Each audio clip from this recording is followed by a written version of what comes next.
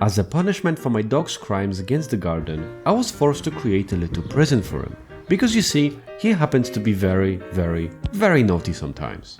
I've made wooden swing doors that will keep this crazy little sausage from getting in all the right places where he shouldn't be. Like going right in the raised box as it's being built, or digging for gold in the garden, or just simply trying to force you into playing ball with him when you already told him no a million times. The design is very humane. A simple swing doors which can be opened both ways for convenience, with a nice and very convenient latch on each side so that they don't move in the wind or whenever someone accidentally touches them.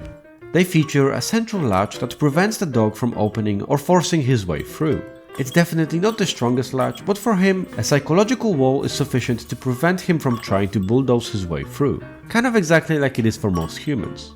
The wall itself is just about big enough for the dog not to want to jump over it, even though he clearly could. It is just about tall enough for an adult to walk over it. Probably is also sufficient enough to stop any aggressive toddlers that might want to attack you from the patio.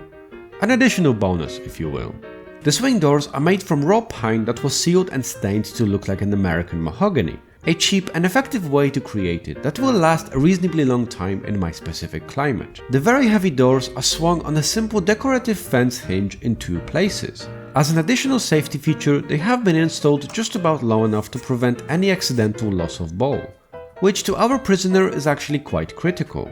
However, there is a small flaw in the design, as there is a specific place where a ball could be lost, resulting in our prisoner panicking and trying a prison break to save his precious ball. This needs to be fixed. Generally, the design works well so far, and luckily the prisoner didn't have to experience it many times, as he's been a good boy so far. One of the best ones, in fact.